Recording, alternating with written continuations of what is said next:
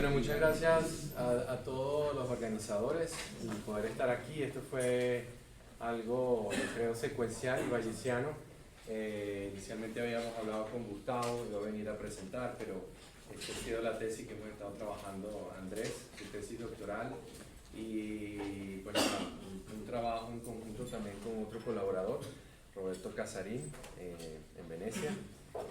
Y nada, pues voy a dejar a que Andrés presente su tesis y se ganen los aplausos. Bueno, buenas tardes a todos. Gracias, profe. Pues sí, como decía el profe Enrique, este es básicamente como el primer capítulo de la tesis. Mi tesis son 3 capítulos, pero digamos este es como el más robusto porque pues es el que más requería, digamos, como de la argumentación para lo que vienen, para los 2 capítulos que siguen. Este es básicamente un clúster no paramétrico bayesiano que hicimos para describir el mercado de las criptomonedas. Es un mercado pues, que de pronto ustedes han conocido, han escuchado hablar de él. Es un mercado que es reciente, es naciente, particularmente se está desarrollando desde el 2014 y es un mercado que tiene unas características muy especiales, tanto financieras, digámoslo entre comillas, como estadísticas, que realmente requirió que nosotros entonces intentáramos o desarrolláramos, digámoslo así, una nueva técnica como para hacer todo el tema del estudio. Entonces, el paper este paper obviamente lo estamos haciendo con el profe Enrique, con la profe Juliana y el profe Roberto Casarín, que es Son clúster no paramétrico dinámico también, ¿no? Pasa que... ok, sí, señor. Sí, es que no cabía ahí. Era muy largo.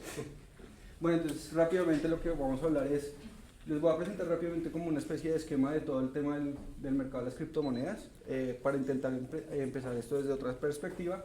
Luego hablamos de una cosa que se llama la incertidumbre en el capitalismo digital y luego ahí sí arrancamos con el clúster no paramétrico. Les voy a mostrar los resultados y las contribuciones que nosotros estamos desarrollando con este paper. Entonces, pues digamos, yo estaba escuchando obviamente las exposiciones de todos y pues acá creo que es como muy de ciencias naturales y esto como que se aleja un poquito del esquema. Entonces a última hora lo que hicimos fue como incluir un poquito esta gráfica como para darles un poquito a ustedes más de contexto y explicarles por qué venimos hoy a hablar de criptomonedas.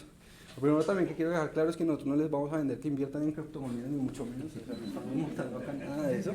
Solamente lo que les vamos a decir es los hechos y cómo se ha desarrollado históricamente todo el tema. ¿Listo? En esta gráfica lo que nosotros estamos hablando, lo que nosotros estamos mostrando es una gráfica que viene de la Reserva Federal.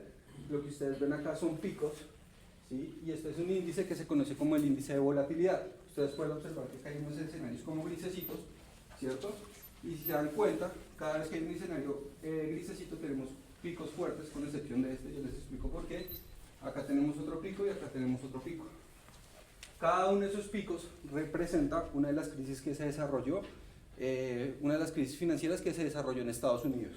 Acá en la primera del 90 fue una crisis que se desarrolló a partir de la guerra de Irak, cuando geopolíticamente Estados Unidos entró a proteger a Kuwait de la invasión iraquí y eso generó pues obviamente una crisis interna por el tema del petróleo en Estados Unidos. La siguiente crisis, que fue la que tenemos acá, es la crisis.com, ¿sí? Que fue la de la famosa burbuja tecnológica, en donde pues muchas empresas que crecieron con el recién desarrollado mercado del Nasdaq, que más o menos se estrenó en el 96, empezaron a generar un proceso especulativo que finalmente estalló en lo que se conoce la crisis.com. Aquí este punto alto de volatilidad realmente pertenece a una crisis de bonos que pasó en Rusia, que obviamente afectó a Estados Unidos, generó pánico de alguna manera financiera en Estados Unidos, pero pues no lo remarcan de esa manera porque pues no afectó como tal la economía, simplemente fue un escenario de pánico y ya. Acá tenemos como la madre de todas las crisis que hemos tenido en los últimos tiempos, que es la crisis del 2008 y que es desde donde yo quiero empezar a hablar y a contarles un poquito de por qué estamos hablando hoy de criptomonedas. Y finalmente, si ustedes se dan cuenta que hay una chiquitita que pues es obviamente la crisis que generó la pandemia, ¿sí? Entonces, si ustedes se dan cuenta, tanto la pandemia como las .com, como la crisis previa al petróleo, fueron crisis que se desarrollaron de alguna manera de forma ajena a todo el sistema financiero. ¿Qué quiere decir eso? Son consecuencias, o sea, el sistema financiero pues empezó a tener problemas en cuanto a sus negociaciones, pero se crearon de manera externa y no venían como por un proceso en donde se estaba poniendo en duda la idoneidad o la confianza que había en ese mercado. La gran diferencia con la crisis del 2008 es que efectivamente las personas que en teoría debían cuidar por la estabilidad financiera de un país realmente fueron las que de alguna forma hicieron trampa, digámoslo así, o empezaron a hacer un poco de negocios que realmente no procuraron más en la generación de ganancias que en buscar realmente una estabilidad financiera en Estados Unidos particularmente. ¿Y esto qué generó? Generó una pérdida de confianza y sobre todo una pérdida de legitimidad. Y desde ahí es donde yo quiero empezar a hablar del tema.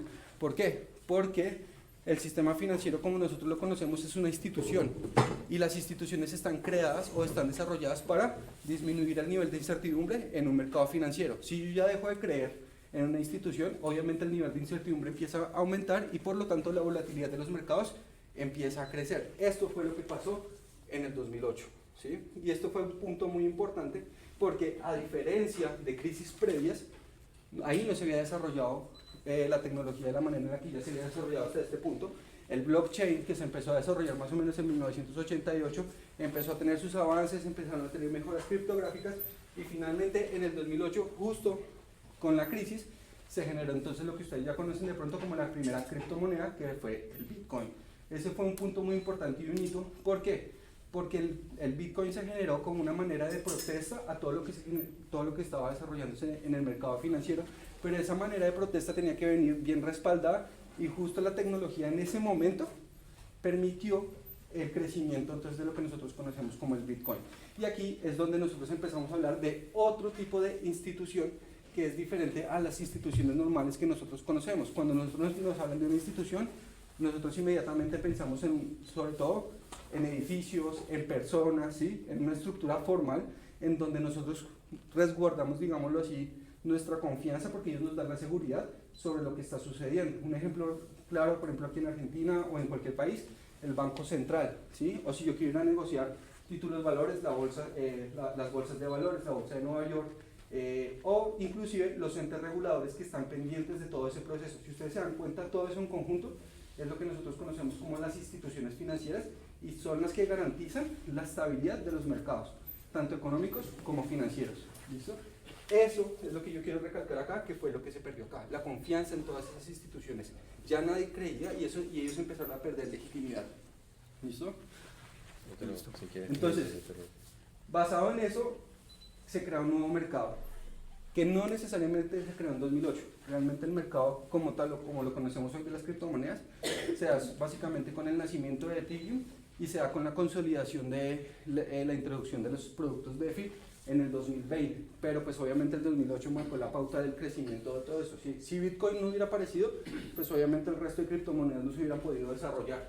En ese orden de ideas, como aparecieron estas nuevas monedas, lo primero que uno pensaba es que eso era especulación, eso son pirámides, eso es un tema de fraudulento, pero realmente, y es lo primero que uno empieza a pensar, o sea, porque pues, todos los estudios que se han desarrollado hasta este momento, uno lo que intenta dar es una razón económica o financiera de por qué se está desarrollando eso. Para muchas personas decir, es que el Bitcoin es así, pero no tiene ningún respaldo económico ni nada, entonces es un proceso meramente especulativo, entonces no se sabe qué va a pasar con eso. Es como la razón más sencilla para poder explicar qué está pasando detrás de eso, ¿sí? Y así ha pasado con muchas criptomonedas que se han venido desarrollando. El tema es el siguiente. El tema es que nosotros estamos acostumbrados a ver las instituciones financieras y el mercado financiero desde una sola perspectiva, ¿sí? Desde la perspectiva de la economía, desde la perspectiva a la que estamos enseñados tradicionalmente. Sin embargo, aquí hay que tener claro una cosa, y es que aparece una nueva institución y esa institución es algo difícil de entender porque es algo que no vemos, es el algoritmo. La gente no cree en el edificio, la gente no cree en la persona, sino que la gente cree en el algoritmo, en cómo se desarrolló, en la seguridad que ofrece ese proceso. Si a Bitcoin lo hubieran robado, o si, mejor dicho, si uno de los ataques hubiera sido exitoso en el proceso de desarrollo, pues no estaríamos hablando de esto. Pero a Bitcoin le fue bien, ha sufrido muchos ataques, el algoritmo se ha sabido proteger y eso ha hecho que eso se siga desarrollando. En ese orden de ideas, quien le da legitimidad al mercado de las criptomonedas no son ni los gobiernos, ni los entes financieros, ni ningún otro ente que nosotros esperaríamos que se lo diera, sino que se lo dan las mismas personas. Si las personas confían en el algoritmo va a seguir creciendo. Y es que también hay que tener claro una cosa, y es que muchas veces pensamos que las instituciones son las que establecen las reglas para generar un comportamiento social, pero también olvidamos que a veces, si las instituciones no le sirven a la sociedad, pues tienden a desaparecer. Entonces, si las personas le dan un valor a las instituciones, entonces estas comienzan a desarrollarse. Como Bitcoin le está generando un servicio a un cierto número de inversionistas que no son los mismos del sistema financiero, entonces él ha podido crecer. Y de esta forma, claramente, cuando uno le habla de un inversionista del mercado de las criptomonedas, lo primero que uno piensa es que son personas que de repente no tienen una educación financiera o de pronto no entienden muy bien cómo se manejan los mercados financieros.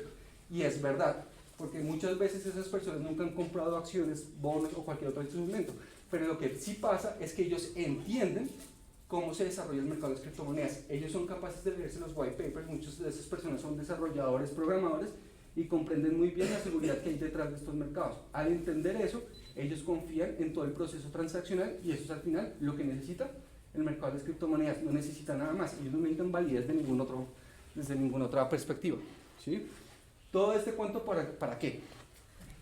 Primero, lo que quiero decirles es que claramente, si yo no entiendo las instituciones financieras, si hay digamos como mucha heterogeneidad, lo que va a pasar es que este mercado claramente tiene una altísima incertidumbre y por lo tanto si es muy incierto, genera mucha volatilidad, ¿cierto?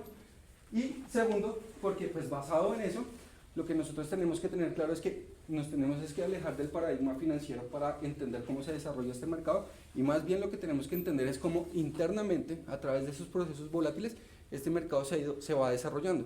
Entonces, lo que nosotros queremos hacer en este paper no es coger y pararnos desde un paradigma financiero y decir si el mercado es bueno o es malo, sino que a partir de dos cosas, de lo poco que conocemos que este mercado es muy volátil, y segundo, de la completa ignorancia que tenemos de este mercado, tratar de esquematizar y generar un proceso de segmentación para que el mercado nos diga cómo se está estructurando en este momento. Porque una de las primeras contribuciones es que nadie ha hecho una estructura de este mercado, nadie sabe cómo se comporta, nadie sabe cómo se ha desarrollado. Pero además estamos en un momento histórico muy importante. ¿Por qué? Porque si este trabajo lo hubiéramos hecho entre el 2008 y el 2014, pues obviamente solo sale el Bitcoin. Si lo hubiéramos hecho entre el 2014 y el 2020, sale solamente el Bitcoin y el Ethereum. A este momento ya este mercado lleva más o menos como unos 14 años desarrollado y lo que queremos ver es que así como encontramos sectores financieros, sectores industriales en el mercado de Estados Unidos, podemos decir, acá está el tecnológico, acá está el agrícola, acá está el comercial, acá está el de servicios, lo que queremos saber es si pasa exactamente lo mismo en este momento en el mercado de las criptomonedas. ¿Y por qué? Porque pues ya hay más de 1000 criptomonedas en este mercado, entonces, y no todas son solamente temas de cripto, ya hay muchas que ofrecen otro tipo de servicios tecnológicos e incluso que lo que hacen es conectar el tema real con el tema del proceso virtual. Les voy a poner un ejemplo. Hay una empresa hay una empresa en Francia que generó una inteligencia artificial en donde ellos le ponen un blockchain a las botellas de Bordeaux. ¿Y para qué lo están haciendo? Porque es que resulta que en China estaban comprando esas botellas de Bordeaux, sacaban el vino, luego los volvían a meter y luego las mandaban otra vez a subasta. Entonces lo hicieron para proteger todo el tema de las botellas, ¿sí? ¿Cómo se desarrolló esa empresa? Esa empresa no se desarrolló de manera natural como uno la podría conocer, sino que ellos hicieron un crowdfunding a través de criptomonedas para poder desarrollar toda esa tecnología y todo el tema del blockchain, ¿sí? Entonces ya hay mucho tipo de empresa que se está conectando con el tema real y con el tema virtual, pero también hay muchas empresas dentro del tema virtual que ofrecen, por ejemplo, servicios de computación, temas transaccionales, medios de pago, que también se han venido desarrollando. Entonces ya tenemos un ecosistema un poquito más desarrollado en las criptomonedas y por eso pues ya ahora sí vale la pena entender si este mercado va para algún lado, en principio. Pero sobre todo también si en algún momento la industria financiera y el sector de las criptomonedas en algún momento van a llegar a mezclarse, que seguramente eso va a pasar. Lo que pasa es que también necesitamos entender qué tiene que suceder para que eso pase. ¿Listo? Bueno, pues, si quieren.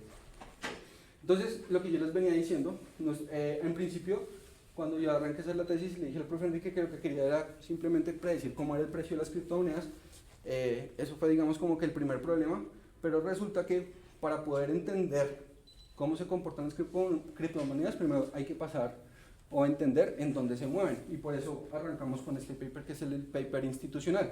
¿Y esto por qué lo digo? Porque cuando ustedes ven cualquier paper en finanzas, ya sea bayesiano, ya sea con estadística frecuentista, con lo que sea, ahí las instituciones vienen dadas, es decir, yo no me preocupo por si es en la bolsa de Argentina, si es en la bolsa de Colombia, si es en la bolsa de México. O sea, es decir, la teoría financiera ya está supremamente construida y para nosotros todas esas instituciones son homogéneas.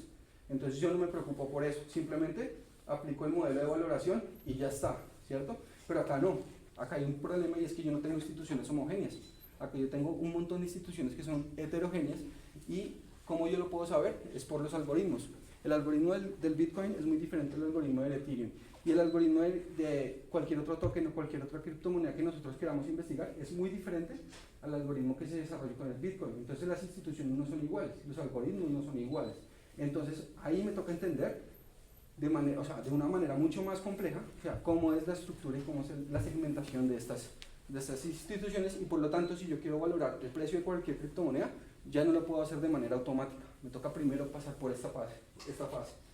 Entonces lo que yo les decía, con eso pues voy a entender un poquito más cómo se desarrollan estas instituciones para reducir de alguna manera el nivel de incertidumbre. Y una cosa muy importante en las criptomonedas, acá nadie me entrega la información de manera oficial. Es decir, no hay un banco central, no hay un gobierno, no hay nada, sino que la información es completamente ¿qué? Descentralizada. Entonces acá tenemos lo que nosotros denominamos inversionistas irracionales. ¿Qué significa? Hay gente que tiene mayor información del mercado y hay gente que tiene poca información del mercado. Entonces, ¿qué hacen estas personas? Pues simplemente copian las estrategias de estas personas que tienen mayor información y eso claramente tiene un efecto sobre la valoración del precio. Es decir, si Elon Musk dice que va a comprar Bitcoin el día de mañana, pues mucha gente se tira a comprar Bitcoins porque por alguna razón el man quiere comprar Bitcoins.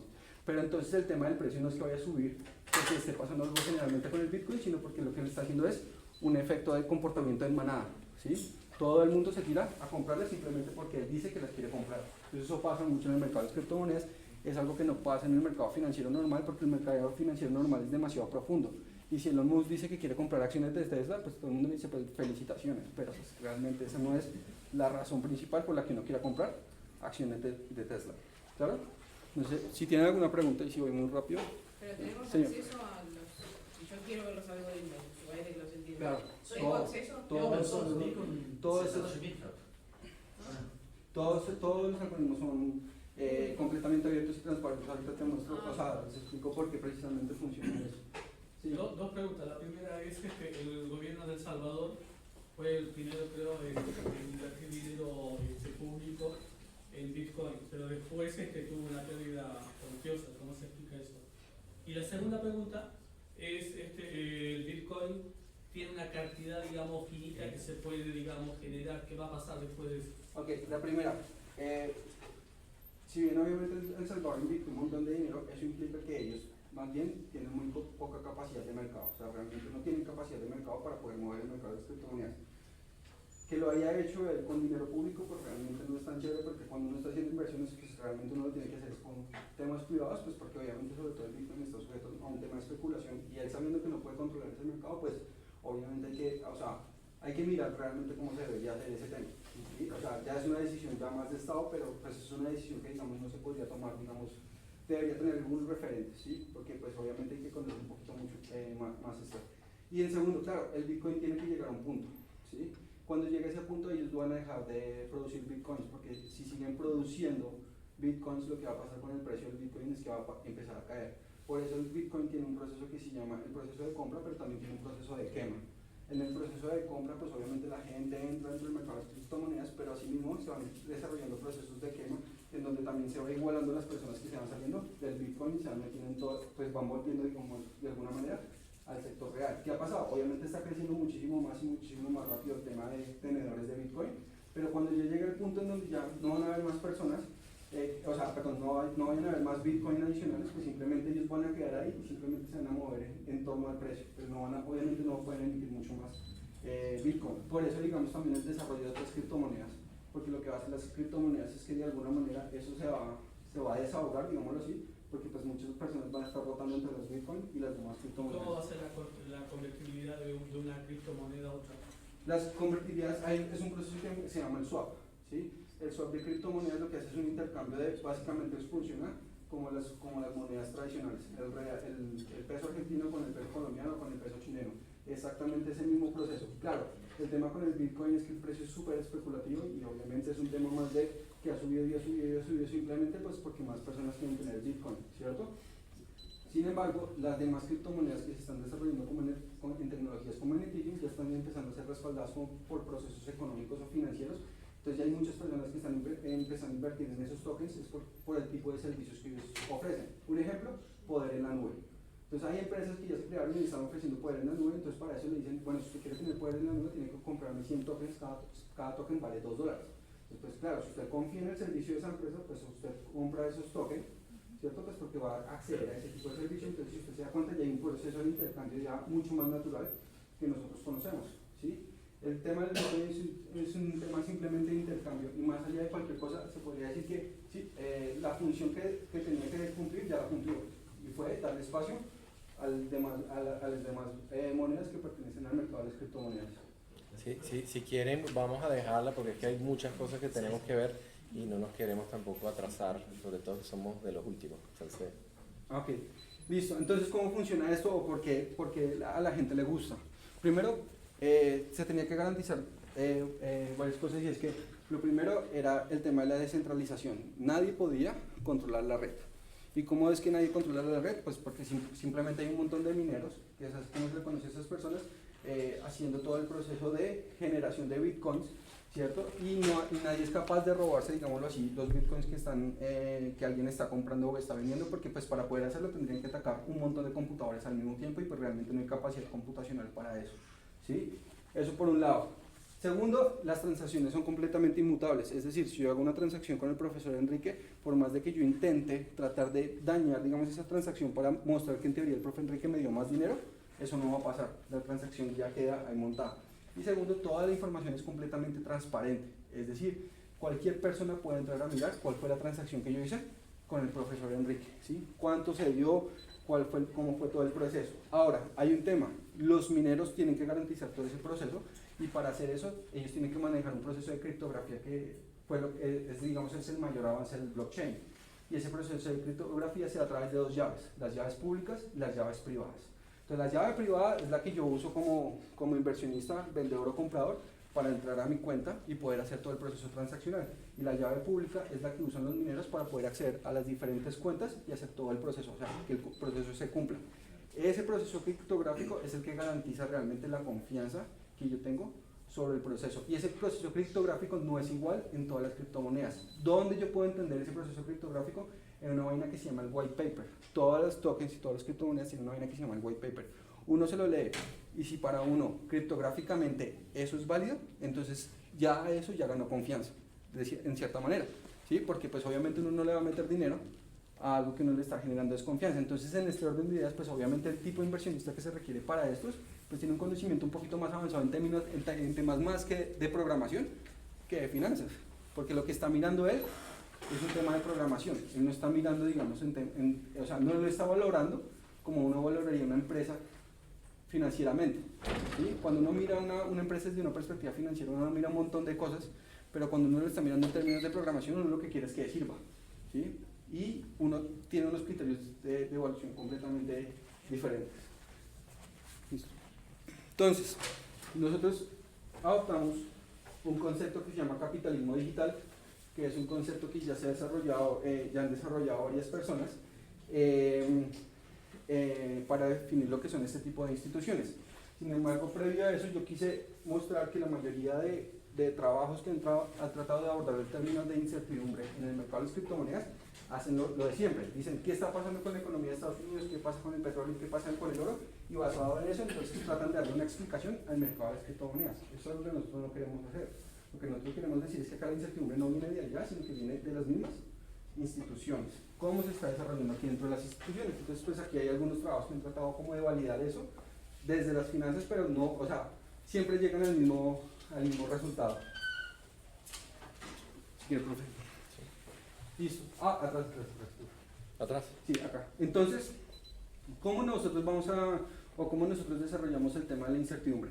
La primera, como se les vengo diciendo, las instituciones del mercado de las criptomonedas no son homogéneas y cada una tiene sus propias reglas.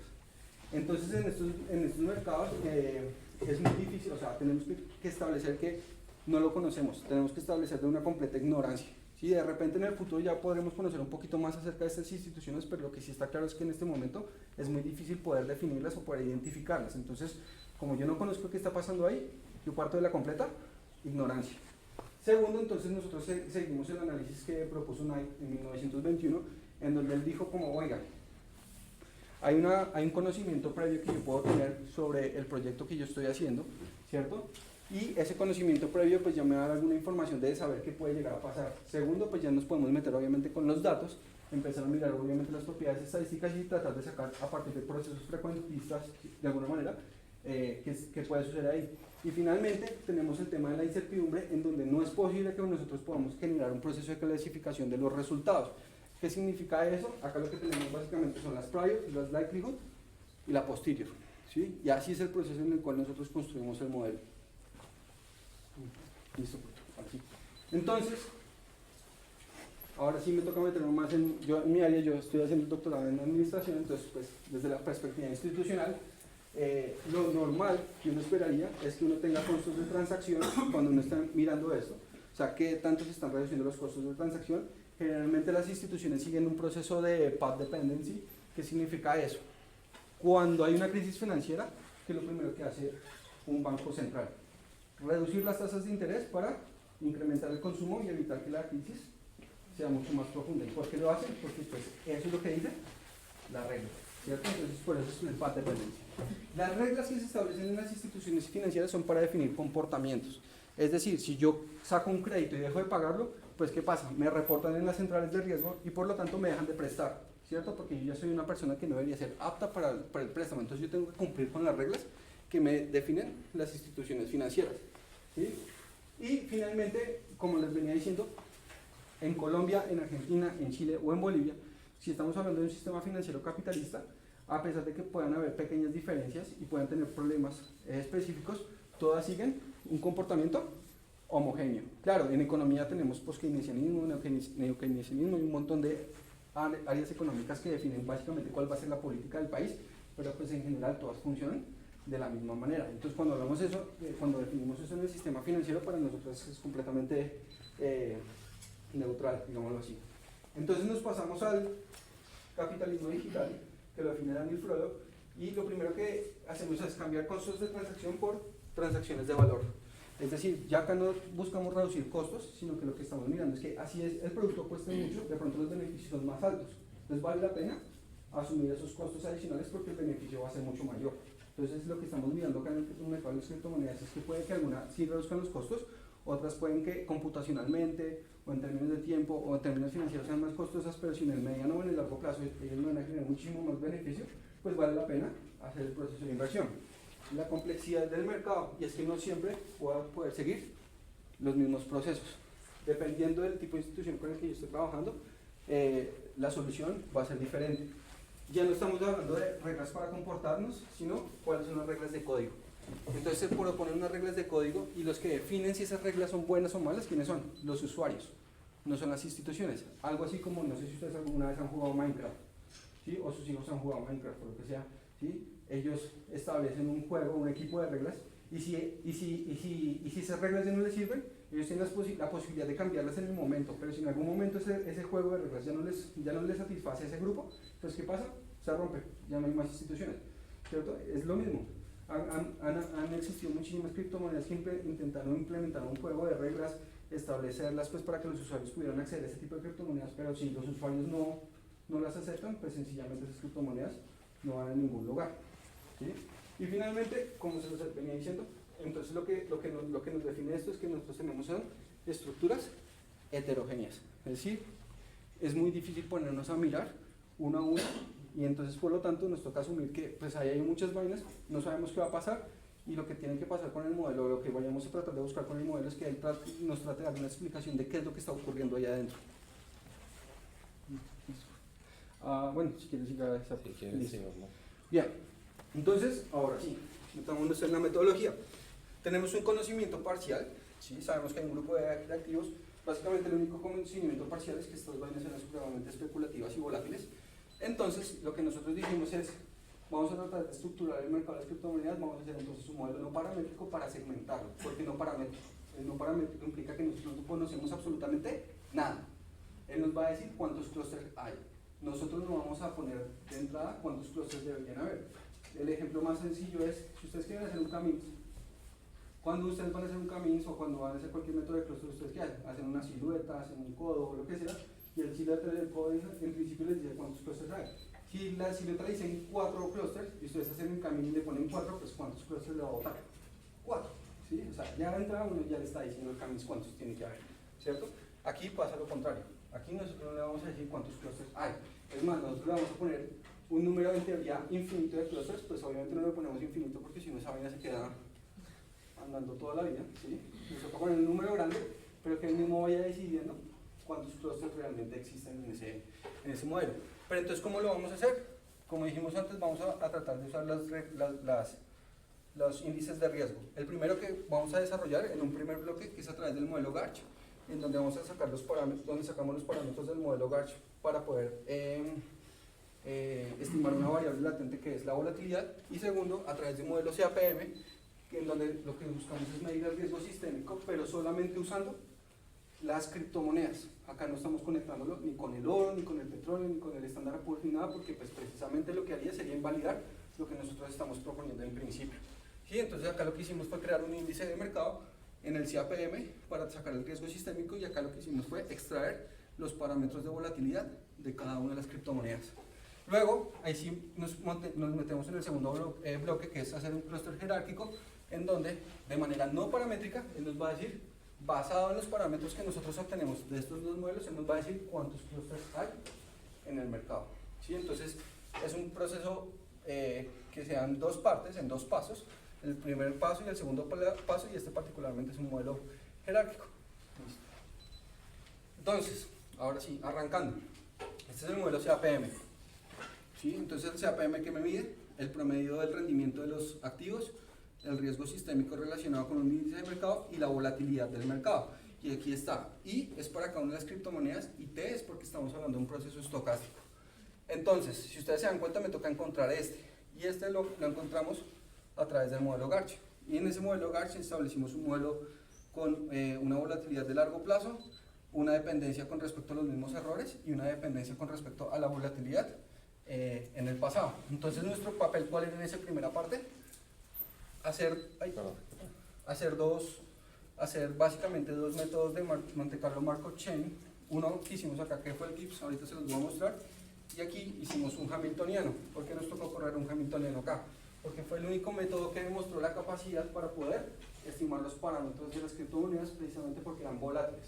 O sea, nosotros siempre intentamos no complejizar el modelo, porque la verdad siempre es mucho más fácil mantenerlo simple. Si hubiera podido hacer eso con un GIPS, pues lo hacíamos con un GIPS, pero cuando lo hacíamos con un GIPS simplemente esa vaina nunca iba a converger y las postillas no se iban a generar. Entonces, pues en la medida que nos vamos dando cuenta de eso, pues íbamos aumentando el tema.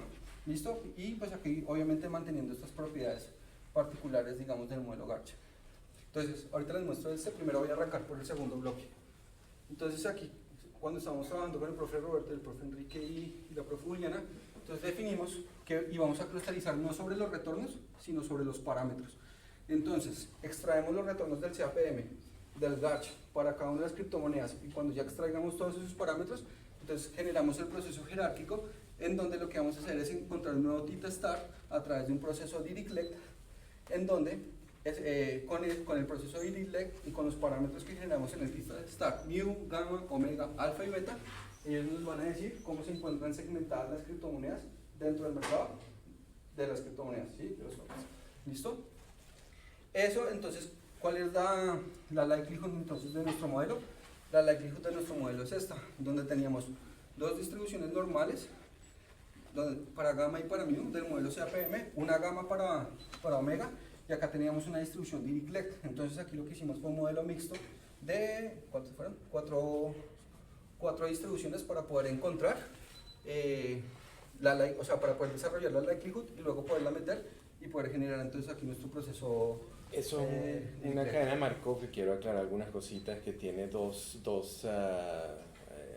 capas, por decirlo así. La primera, lo que comentaba ahorita Andrés del CAPM y el proceso Garch.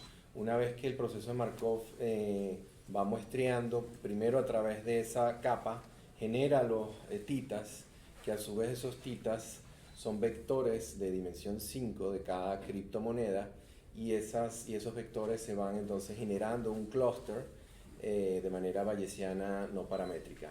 Y la segunda parte sería, no es como tal una likelihood, pero es como una likelihood jerárquica en un segundo nivel, la que va a capturar el efecto jerárquico en el modelo. Y bueno, entonces el tema era cómo montar eso, pues porque era bastante complejo.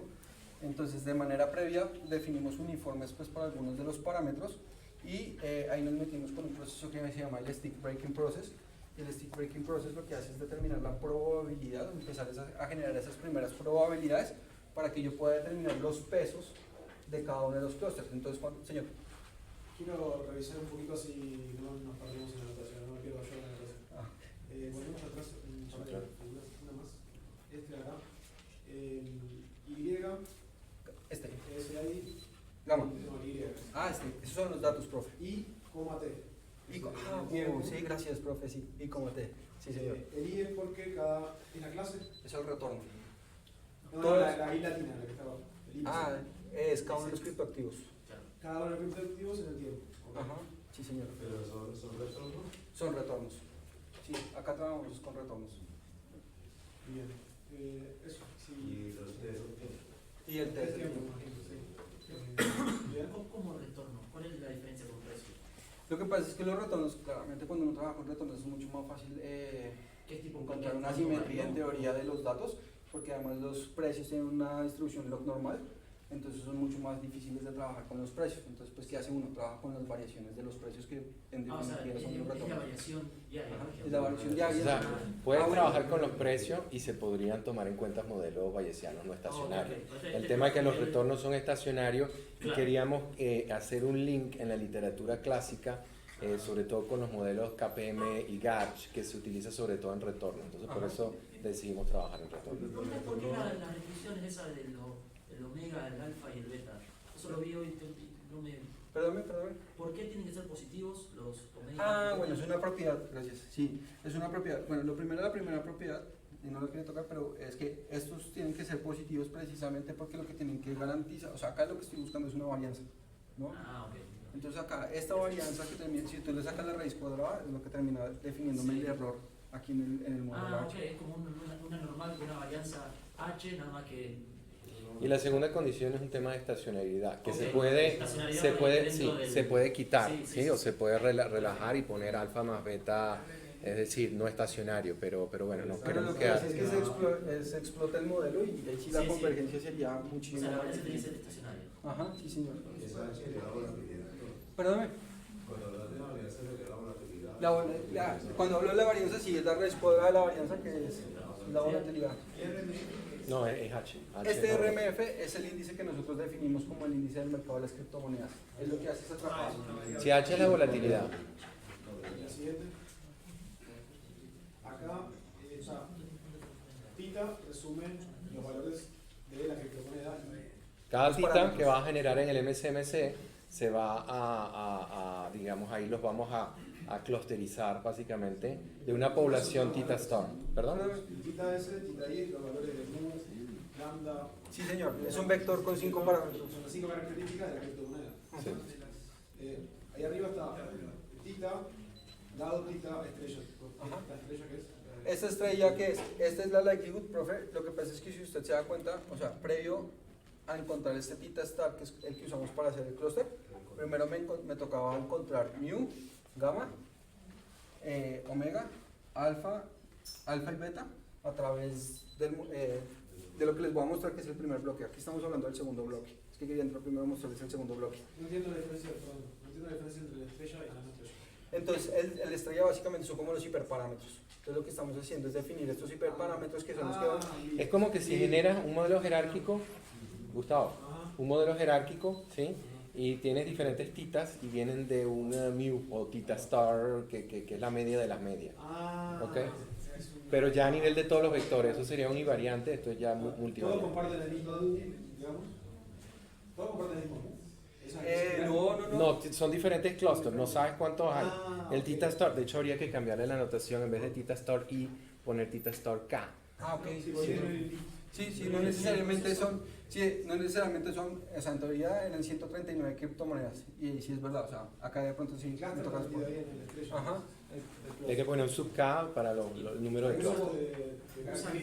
¿Perdón? El proceso de Dirichlet, que o sea, el stick breaking process te va para armarlo no tenés que poner un punto de corte. Sí, claro, toca poner. Sí, ya cuando empiezas a generar los pesos de cada uno de los clusters y ya puedes poner una precisión muy chiquitico, ya te paras hasta ahí. Sí. Y ahí generas de repente 100 clusters Sí. y pones toda la data. Claro, lo que decía Andrés al principio, no puedes tener infinito, tienes que cortarlo un momento y va colapsando a menos clusters. Esa es la Sí, idea. Y la más última, G, ¿qué significa la palabra G? Grama. Gama, Directamente Gama, sí señor. ahí la de arriba. Digo. Proceso de Dirichlet. El G. Ese es el proceso de Dirichlet. ¿Listo? Sí, ahora sí.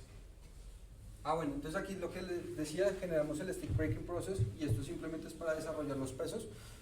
Pues al principio solamente queríamos hacer el stick breaking process, pero si solamente hacemos stick breaking process, pues va a ser muy difícil que converja, entonces nos tocó incluir una vaina que se llama el Big German para mejorar, digamos, Perdón, ¿qué dice? el Big German, que es un proceso adicional para que actualice los pesos y me los pueda definir, digamos. Ahorita les muestro el control del código.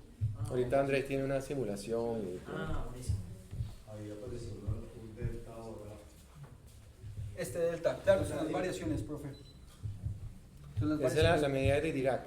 Es igual a 1 cuando tita J es igual a tita star. Entonces, entonces si quieres seguimos con la siguiente. Sí, sí. Listo. Entonces, esta es la posterior, la aproximación de la posterior, que básicamente lo que hace es definir nuestras likelihoods y lo que nosotros intentamos montar a partir de ya de los datos. Esto es como el resumen, pero ya esto es como más que todo la parte numérica. ¿A qué me refiero con la parte numérica? Pues que nos tocaba crear variables latentes como U y D que nos permitieran, además de la V, que nos permitieran reorganizar todo el tema. ¿Qué hacemos nosotros con U? Preparar todo el proceso para hacer la parte de aceptación y rechazo. ¿Sí? Y cuando lleguen los pesos, entonces entre U y D empiezan a decir si el criptoactivo pertenece al clúster o no pertenece al clúster, ¿cierto? Y en D nosotros construimos lo que se conoce como la baseline function. ¿Qué es la baseline function? Entiéndalo de pronto si quieren como una distribución multinomial, en donde pues se van a reunir todas las probabilidades, y de acuerdo a la probabilidad, entonces él va a evaluar el theta star, ¿sí? Que nosotros actualizamos previamente, y va a decir con qué probabilidad ese criptoactivo entra en ese clúster. Claramente si la probabilidad es alta, pues ya lo definen dentro de ese clúster, pero si la probabilidad es bajita, simplemente como lo ignora, y entonces vuelve a hacer el proceso iterativo, y ahí va definiendo entonces cuántos criptoactivos van entrando en cada uno de los clústeres. ¿Sí? ¿Perdón? Más o menos, pero no es tan así. O sea, todo esto es un GIP sampling. ¿Sí? Si usted se pone a pensar, todo esto es un GIP sampling. Bueno, un MCMC, más que un GIPS, porque hay cosas que no se pueden hacer por GIPS. No, Por no, eso sí, es sí. como las que dicen es que como le colocan los pesos y vuelven. Que me lo muestro con importancia. Tiene peso, sí, los dos métodos, el important sampling tiene peso. Esto, digamos, es una coincidencia que tiene peso, porque puedes representar un proceso de Dirichlet con el stick breaking process o el sistema del restaurante Indian Buffet process o el Chinese restaurant process, ¿no? Ambos tienen peso, no son exactamente lo mismo, pero tienen su similitud, sí. Bueno, entonces ahora sí, si quiere, profe, sigamos que ya. Entonces ahora sí me vuelvo para el primer bloque, porque lo que les hice ahorita, lo que les mostré ahorita era cómo generar los clusters. Pero acá lo que les estamos mostrando es cómo generar esos primeros parámetros a partir de los datos, de lo que nos ofrecen los parámetros del GARCH. Esto es para el CAPM, y este fue, digamos, el GIP sampling que nosotros desarrollamos para el modelo CAPM, donde esta parte que es la covariada es simplemente el índice de mercado. ¿Sí? La manera en la que todos los activos o los criptoactivos están relacionados con el índice de mercado, y así estimamos el riesgo sistémico. Y ya en el siguiente, dentro del mismo primer bloque, entonces hicimos el GIPS y nos tocaba incluir también el hamiltoniano. Y aquí el hamiltoniano, pues bueno, ya les hablaron muchísimo del hamiltoniano, en donde usamos la energía cinética y la potencial, en donde nos tocó derivar el GARCH, ¿sí? De manera logarítmica. Esto lo dejamos como una gaussiana, y entonces aquí está la likelihood que nosotros usamos para hacer el proceso de la full conditional del modelo Garch. Entonces pues obviamente lo más difícil era encontrar, digamos, pues no la solución obviamente, sino la manera en la que nosotros íbamos a incluir esto, porque pues obviamente tocaba establecer el gradiente y tocaba hacer el leapfrog y pues ahí digamos era digamos, eso fue como la parte más desafiante, digamos, de este primer bloque. Entonces si quiere el profe siga, y entonces pues básicamente esto es como una representación del hamiltoniano. Lo que nosotros intentamos era obviamente atrapar las distribuciones de cada una de las criptomonedas, entonces aquí está como toda la distribución, y el leapfrog y el proceso del gradiente, lo que me está diciendo es primero la distancia que deben haber entre estos dos puntos, y segundo cuántos puntos debería yo incluir pues, para hacer todo el proceso de hamiltoniano. Esto es lo difícil, esto realmente es lo más jodido de montar, porque pues si yo le meto mucho poquito, pues esa vaina no va a converger, y sobre todo pues obviamente esto se puede estallar facilísimo, sobre todo cuando tengo, pues la idea de usar el hamiltoniano realmente es cuando usted tenga un problema demasiado complejo, y pues como la volatilidad de los criptoactivos es tan alta, pues por eso fue que nos tocó usar, digamos, aquí las trayectorias del hamiltoniano. Sí. Ahora sí, profe. Entonces, ahora sí, los datos. ¿Por qué era tan difícil? Nosotros estamos trabajando con datos de alta frecuencia. Cuando nos referimos a datos de alta frecuencia, es que estamos hablando de datos de 5 minutos. Porque los datos de 5 minutos atrapan mucha más volatilidad, ¿sí?, que datos de 1 minuto, ¿sí? Entonces aquí tenemos todas las criptomonedas, entonces acá podemos ver variaciones en periodos de 5 minutos en 2 meses, que alcanzan en esos tiempos alcanzan hasta el 100%, ¿sí? Y los cambios igual pueden caer incluso mucho más alto. También vemos que algunas criptomonedas obviamente se recogen, pero también acá tenemos unas que se empiezan a separar. Entonces, pues ¿cuál era el objetivo? Pues acá veo un chorrero que realmente no me está diciendo nada, ¿cierto? Lo que necesito es entender un poco mejor cómo se distribuye esto, cómo se segmenta esto. Entonces, ahí están los resultados. Entonces, previo a los resultados, queremos mostrarle que estos que ustedes ven acá son como los criptoactivos más importantes. Aquí está el Ethereum, está el Bitcoin, ¿sí? Estos son puros box plots, y acá tenemos unas criptomonedas que de pronto no tienen tanta capitalización de mercado, es decir, que como que no se negocian tanto, pero pues que también son importantes. Y podemos ver que dentro del mercado de las criptomonedas, realmente las más seguras, claramente son el Bitcoin, el Ethereum, o sea, todas las dominantes.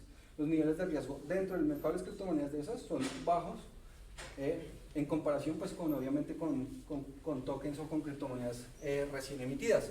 Entonces pues obviamente primero estamos entendiendo un poquito más los resultados que nos habían dado tanto el Dash como el CAPM. Ya cuando hicimos eso, entonces ahora sí, profe, hicimos el modelo de clusterización. Y este es como nosotros definiríamos, así se ve la incertidumbre en el mercado de las criptomonedas.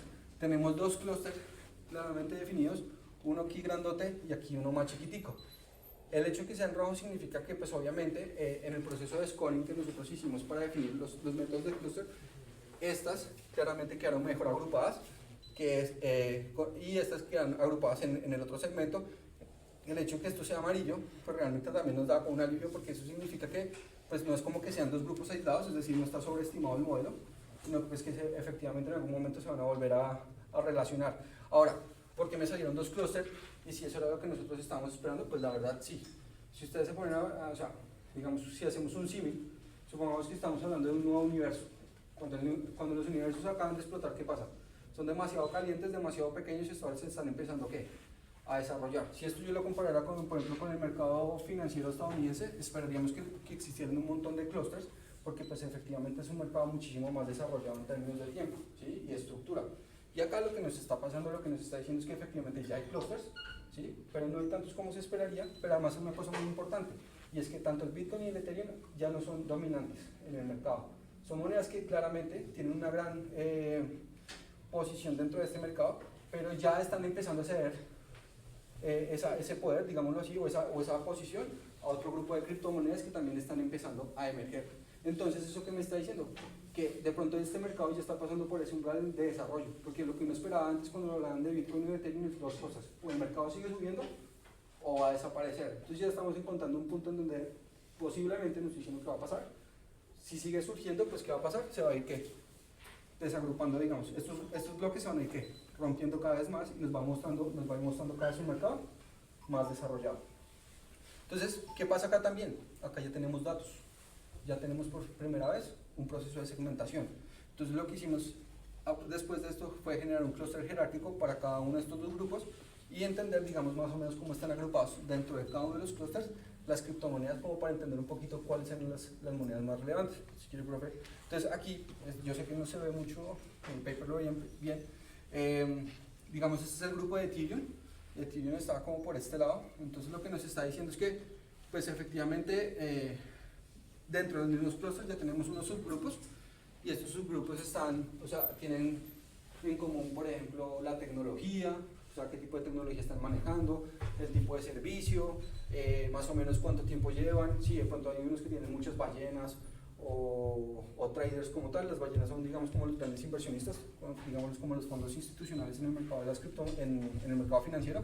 Entonces, lo que sí nos sirvió muchísimo fue para caracterizar ahora sí mucho mejor estos subgrupos que salieron de cada uno de los clústeres. Entonces, la explicación, obviamente, digamos, en términos no solamente estadísticos, sino también intuitivos de lo que nosotros esperábamos observar, pues obviamente sí estaba presentando lo que nosotros esperábamos. Y el otro clúster, que todavía está un poquito más en, creo que, si quiere, profe, el otro. Sí.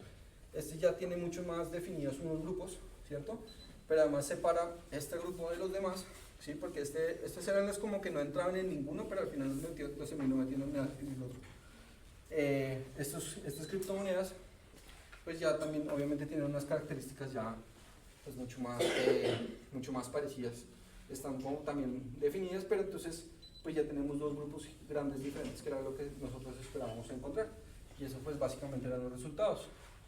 Y ahora sí, las contribuciones, bueno, entonces pues, hay varias contribuciones, yo quise resaltar tres. La primera, obviamente, hicimos un análisis institucional desde la perspectiva del capitalismo digital, que era algo que no se había desarrollado, pues digamos eso no es tan relevante acá. Hablamos un poquito de no usar la visión reduccionista del mercado financiero, pues claramente esto nos va a dar información para que en el siguiente paper, que es donde estamos desarrollando una red neuronal bayesiana, en esa información previa lo que vamos a hacer es meterle la información de los clústeres. O sea, vamos a decir qué tipo de clúster, a qué clúster pertenecen y todo eso, porque pues eso lo que nos va a decir es, pues si queremos montar un portafolio, nos va a dar mucho más precisión en cuanto a la predicción del precio. Y segundo, pues en el proceso de inferencia bayesiana hay varias cosas.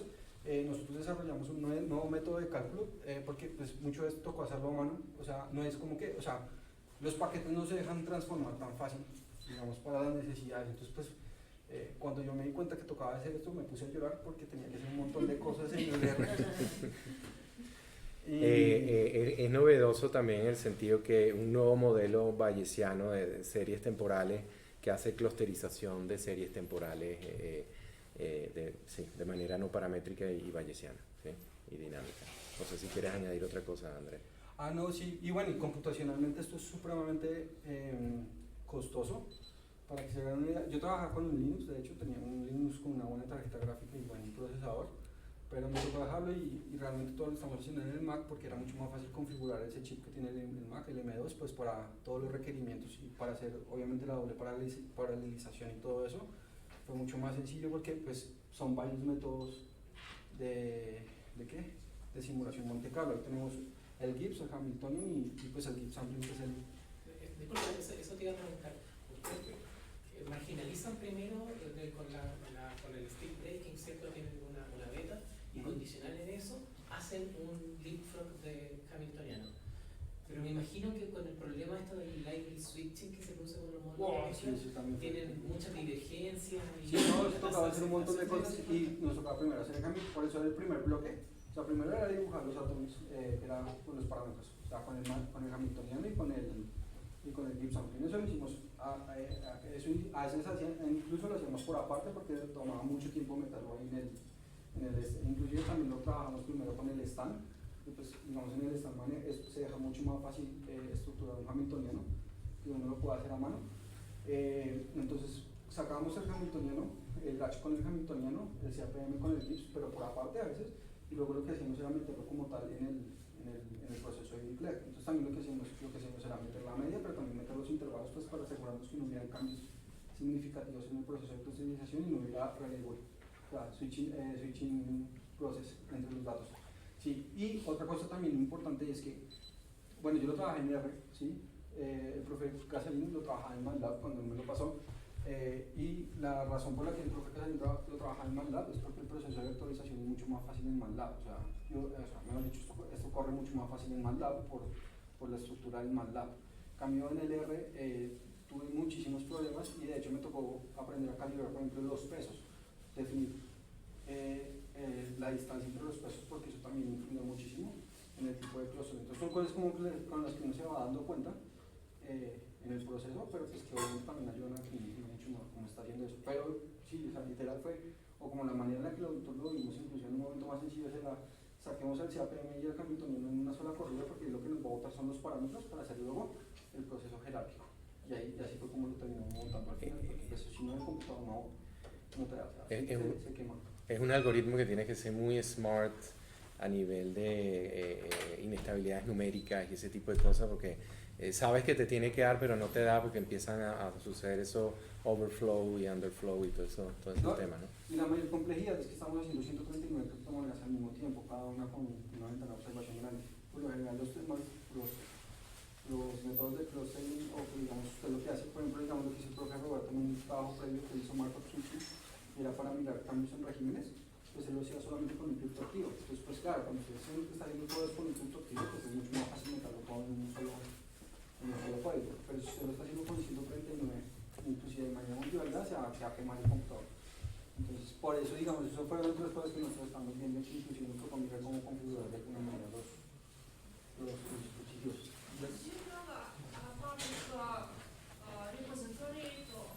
Yeah, we are in this process because we have to we send the paper and we are waiting for correction and something. So as soon as we have that's it, we will show the code.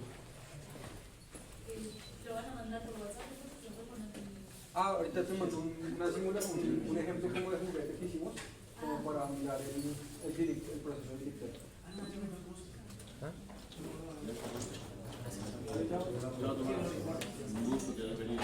Adelante.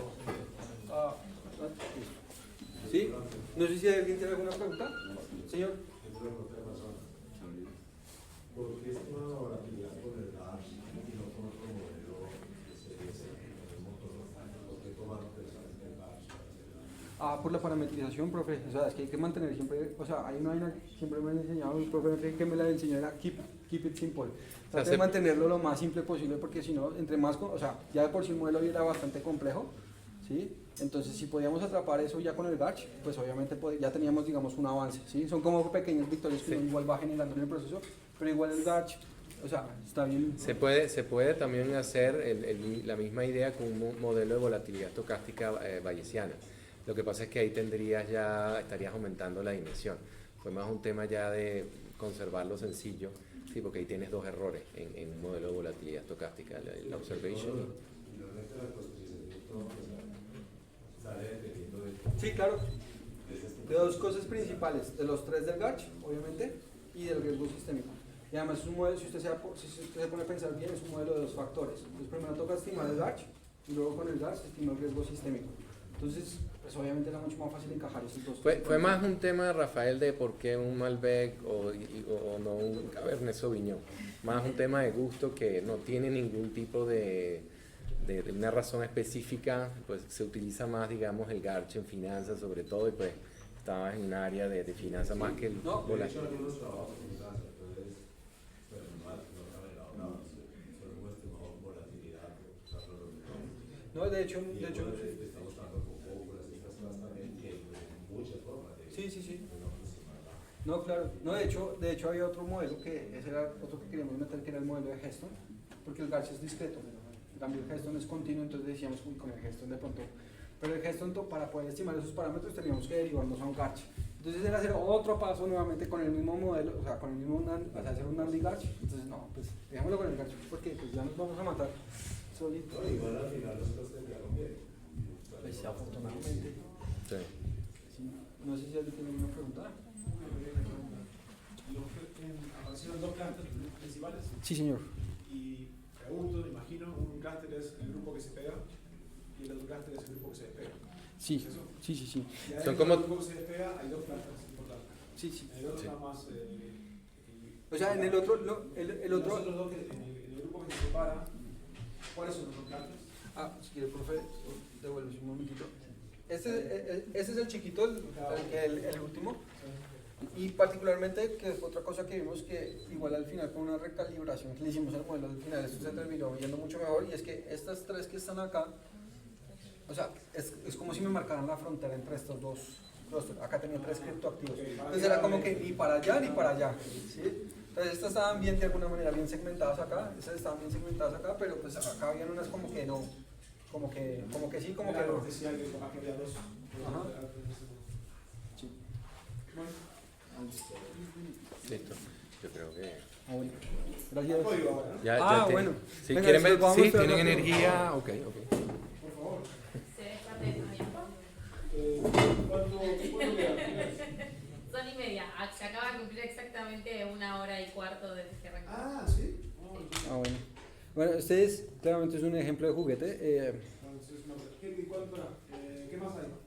Esto charla, después la mesa, la sesión de póster afuera un ratito con recreo y la mesa de debate, que estaría bueno tener un poco más de tiempo, no solo 1 hora para la mesa de debate. Y supuestamente yo tendría que estar Ya. de 15:30 a 16:30. Sí. Dale. Y en algún momento de la foto grupal antes de que las chicas se Presenta vayan. un poquito de yo. Ok. Yo como 40 minutos creo que. Listo. Bueno, este es un ejemplo, ¿no? Es una versión súper reducida porque acá faltan varias cosas. Acá no metimos ni el hamiltoniano ni el... No he dicho, no está ni lo del CAPM ni lo del GARCH, pues porque eso realmente nos iba a costar un montón. Entonces, básicamente lo que hicimos fue generar sobre una serie, además es una serie nada más, sobre una serie, un mu y un sigma, ¿sí? Que son los que definimos acá y básicamente los trabajamos como si fueran unos git samples. Entonces ustedes van a ver que esto sencillamente es una función que pues samplea, digamos, cada uno de estos dos parámetros pues de manera muy sencilla, o sea, de manera sí, se me olvidó ahora la palabra, ¿De qué? compuesta. ¿Sí? ¿Sí? La función que estás haciendo acá es Esto es para actualizar mu. ¿Se puede agrandar un poquito el hecho? Ah, claro que sí. Gracias. ¿Más pequeño? Ah, no, ya. Entonces, no, acá simplemente lo que hacemos es hacer un git sampling para hacer la actualización de mu y de sigma. hay un proyecto acá. Ajá. No hay reject, solamente simplemente con las estas de las posteriores, con los No, este es un ejemplo normal. normalito, ¿no? Donde O sea, sale ese no es por el temas de tiempo que quería Andrés hacer una demostración. Decidimos hacerlo normal porque se puede hacer con GIPS y convertir más rápido. Nuestro no es normal, es un caso un poco extremo. ¿Convencional ahora? Sí. Esas son convenciones. Es normalito, lo más normal que usted pueda ver para que dé. Entonces tiene solución analítica en este caso. Sí. Sí, Por o sea, simulación, por simulación. es una simulación Pero es sencilla. el mismo principio que está en el modelo. O sea, digamos, sí, exacto, digamos esta la parte simplemente es para actualizar los titas, ¿sí? Los parámetros. Acá generamos ya ahora sí como tal el GIPS, entonces acá tenemos el número de unidades, esto lo hicimos solamente para un vector, o sea, dentro de un mismo vector encontrar los clusters, básicamente. Acá definimos la muestra y aquí ya empezamos el proceso de iteración, acá ahora sí es donde empieza lo chévere.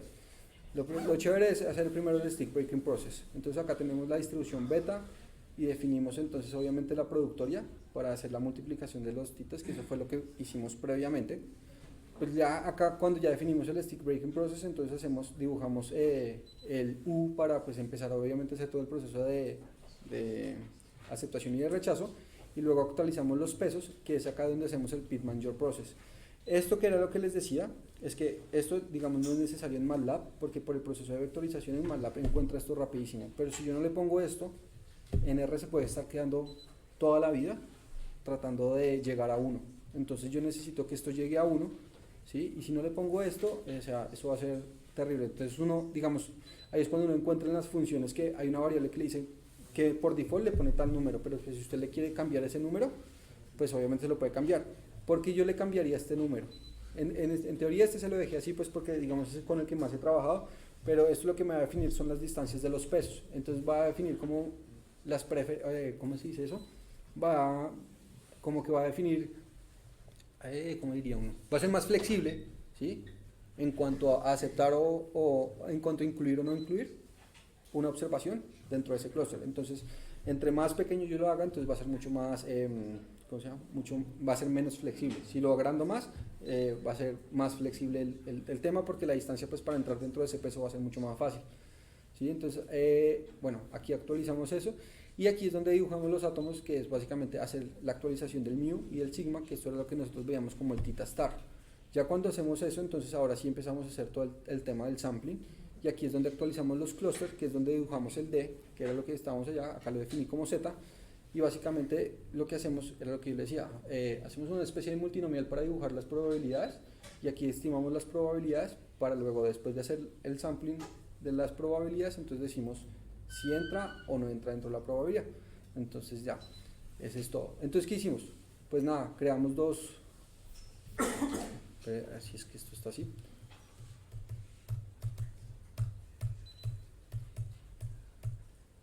Ah, sí me pasé, perdón.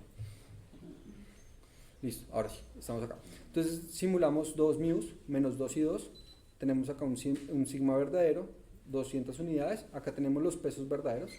¿Sí? Y acá generamos, digamos, como toda la data simulada, pues para asegurarnos de que pues genere los datos pues para empezar el proceso de clusterización.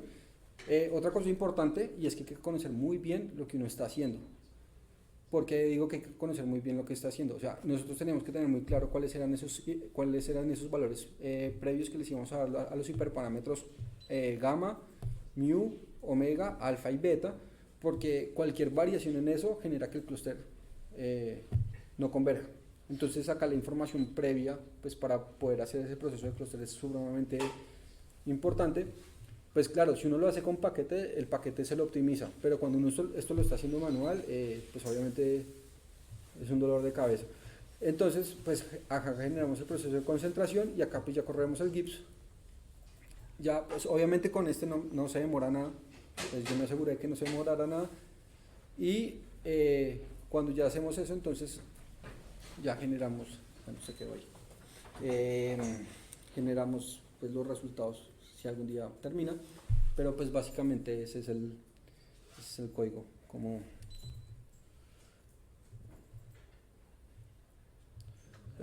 acá. Entonces, denme un segundo. Estos son los clústeres, o sea, estos son los datos. Acá ya me empezó a hacer dos clústeres. De hecho, este que yo intenté calibrar tenía un par de errorcitos. Estos son errores, digamos así. No pudo clusterizar algunos puntos bien, pero pues digamos en general, pues realmente ya me los está segmentando. Eso pasó generalmente en el verdadero. Entonces lo que nosotros hacíamos era, listo, ya tenemos los clústeres, ya tenemos los resultados, tenemos muchísimas simulaciones en los clústeres. Ahora lo que vamos a hacer es medir las distancias entre los puntos de las simulaciones, y ahí lo que hacemos es crear el heatmap, ¿cierto? Entonces a partir de los resultados reordenamos y ya generamos este heatmap, que es parecido al que yo les mostré, pero pues obviamente esto es con datos simulados. Y claramente, claro, en el otro había datos, eso estaba de color amarillo, esto estaba de color amarillo, y la razón era pues porque, o sea, igual habían relaciones entre estos clústeres. Esto me da blanco y esto me da blanco, es porque yo pues básicamente simulé los datos de tal manera que se separaran muy bien entre ellos, y entonces lo que me está diciendo es como que pues en definitiva no hay relación entre ellos, y lo que tenemos son estos dos segmentos que yo creé ya de manera previa y simulada. Entonces básicamente acá no se alcanza a observar bien, pero esto está más rojo que este, o sea, esto está como naranjita, ¿sí? Y eso significa que pues, si bien estos manes los acomodan acá, estos manes tienen menos relación entre ellos que los manes que están acá. Estaría casi cerca de 0.75. Sí, señor. Exacto. Pues ya depende de la simulación que uno haga y la data que uno tenga, obviamente van a salir más similares o menos similares.